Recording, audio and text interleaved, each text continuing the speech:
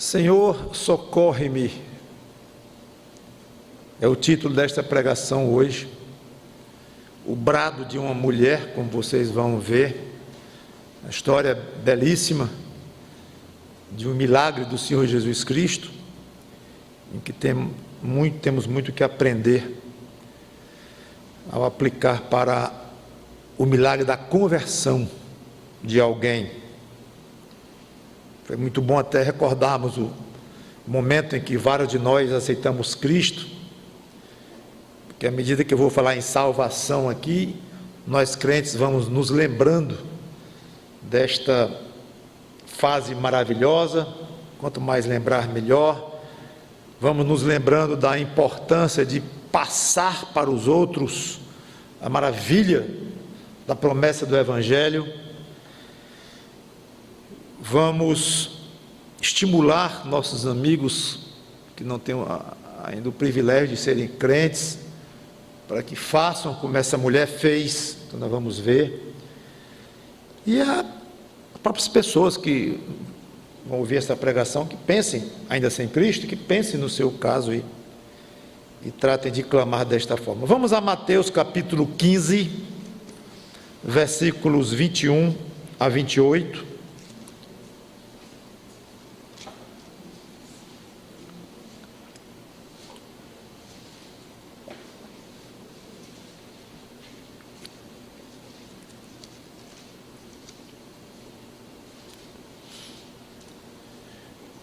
Mateus capítulo 15, versículos 21 a 28, diz assim: Partindo Jesus dali, retirou-se para os lados de Tiro e Sidom.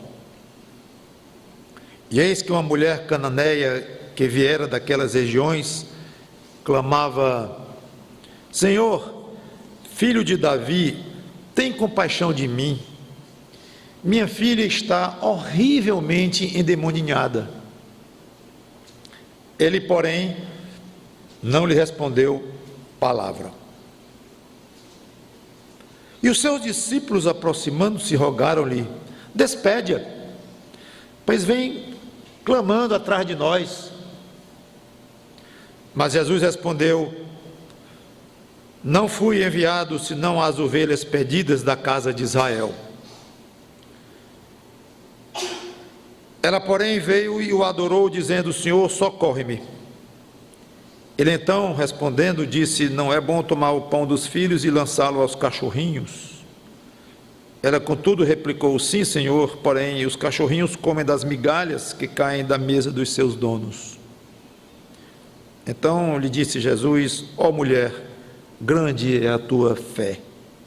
Faça-se contigo como queres. E desde aquele momento sua filha ficou sã.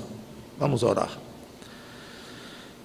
Pai glorioso, Pai santo de poder, opera nos corações que vão ouvir esta pregação, que o teu filho seja honrado e exaltado da maneira que foi naquele dia, 2000 anos atrás, e que pessoas sejam beneficiadas com esta pregação, as que já são salvas em Cristo e as que não são ainda. Em nome dele, o Senhor Jesus Cristo, que nós te pedimos e agradecemos. Amém. Aqui tratava-se de uma mulher estrangeira. Diz que ela vinha lá de Tiro e Sidom, são cidades do Líbano.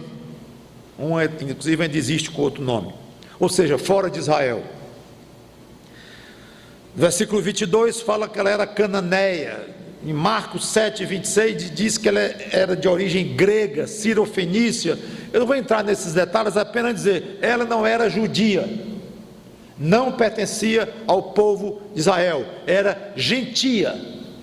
Gentio é, aos olhos da Bíblia, é todo aquele que não é judeu, e às vezes é usado metaforicamente para significar alguém não salvo, alguém pagão, alguém que não quer se alinhar com Deus. Então é importantíssimo entendermos isto. Não se tratava de uma mulher do povo de Israel, era estrangeira. Esta mulher vem e clama, reconhecendo a linhagem de Jesus, quando ele o chama, ela o chama de filho de Davi. Ela estava sabendo quem era Jesus Cristo. É interessante isto. Dirigiu-se a ele, mesmo sendo gentia, de uma maneira correta. Quando ela diz: Senhor, filho de Davi, da linhagem de Davi. Não sei até que ponto ia o conhecimento dela sobre a pessoa do Senhor Jesus Cristo, a que profundidade ia, mas chamá-lo de filho de Davi já demonstra um bom conhecimento da pessoa dele, e não só conhecimento, mas uma convicção de que ele era da linhagem de Davi, do rei Davi, linhagem real.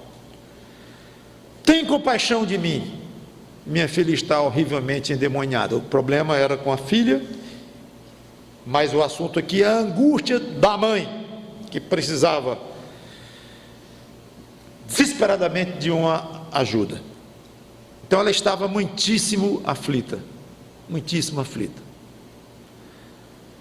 Versículo 23.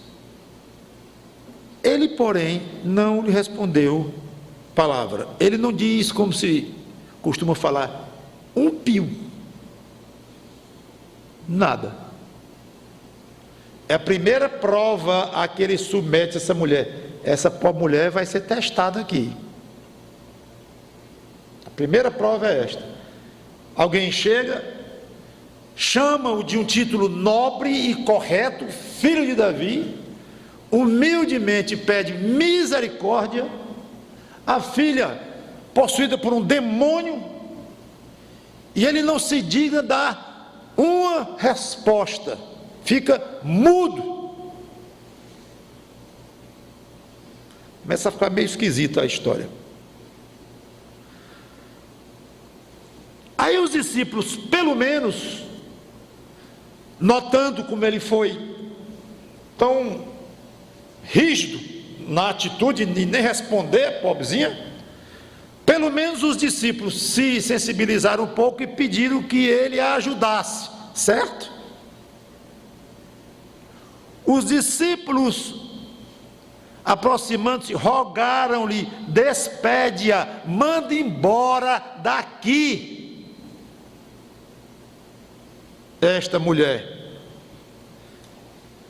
E eu fui olhar no grego o significado de rogar, para saber se não era um certo exagero, e não é não, o verbo é forte mesmo, significa implorar, suplicar. Eles suplicavam que Jesus expulsasse aquela mulher de lá. E ainda diz um motivo muito justo, vocês notaram aqui, estava enchendo a paciência deles, porque ela vinha pedindo, eles não aguentavam mais ouvir aquilo. Manda embora essa mulher aí. Que motivo, hein? Versículo 24.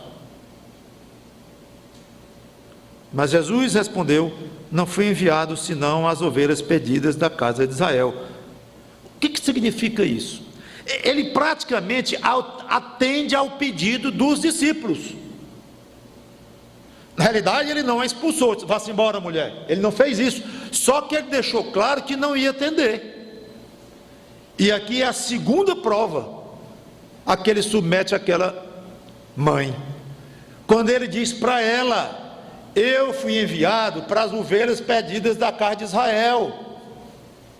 Minha senhora, a senhora não é de Israel, nem pertence à casa de Israel, a senhora é estrangeira. Eu não tenho muito a ver com a senhora não, para não dizer nada. É praticamente o que ele está dizendo aqui. Segunda prova dele, dura, segundo teste. E ela reage: ah, é assim? Que Salvador é esse? Que primeiro nem me responde. Uma mãe aflita como eu estou aqui, expliquei o motivo da minha aflição, não estou pedindo dinheiro, estou pedindo que ajude a minha filha com o demônio. Depois faz distinção entre pessoas, Israel e tal. Que amor esquisito é esse? Ela então questiona Jesus Cristo. Não faz nada disto. Versículo 25, olha a atitude dela depois da segunda prova. Ela, porém, veio e o adorou, dizendo: Senhor, socorre-me. Não discutiu, não argumentou, simplesmente prostrou-se diante dele e disse: Senhor, socorre-me. Ou seja, insiste no pedido que ela tinha feito a primeira vez: tende compaixão de mim, socorre. Não falou do silêncio dele, não falou do negócio de Israel, nada. Não comentou sobre os discípulos. Teus discípulos são grosseiros, hein? Pedindo que me mande embora. Consideração essa? Nada. Ela vai no ponto: me ajuda, socorre-me. Eu vejo quase essa mulher dizendo: Senhor, eu não quero saber se eu sou de Israel, se eu não sou de Israel, se eu sou gentia, ou sei lá o nome que se chama quem não é de Israel. O que eu sei, Senhor, é que eu estou desesperada e eu preciso de uma ajuda. Eu insisto na tua ajuda, na tua, não é de outro qualquer não, é na tua ajuda. Eu não abro mão. Aí a gente pensa: agora Jesus amolece, que estava duro naquele dia, né? Parece. Agora ele amolece, porque é muita humildade. Amolece não, mas que piora. Então ele, respondendo, disse: não é bom tomar o pão dos filhos e lançá-lo aos cachorrinhos. Terceira prova. O que ele quer dizer com isso? Os filhos são os judeus, os cachorrinhos, os gentios. Agora aqui não é que ele foi grosseiro ao ponto de chamar os gentios de animais, de cachorros. Não é o caso aqui. Obviamente não era a intenção. Ele só quis dizer que havia uma diferenciação em termos de ministério dele, e que ele se viu aqui como alguém, um pai de família numa mesa, dando pão para os filhos comerem, e os cachorrinhos aqui pedindo comida. Sabe como é que ficam os animaizinhos ali, um gatinho, um cachorrinho, desesperado por alguma coisa que caia de lá, e o pão, e o pai então não ia pegar o pão e dizer: meu filho, eu não vou dar para você, vou dar para o cachorrinho. Não se faz isso. Então é isso que ele disse para ela. Obviamente ela estava na condição dos cachorrinhos, claro, porque era gentia, e os filhos aqui eram os judeus.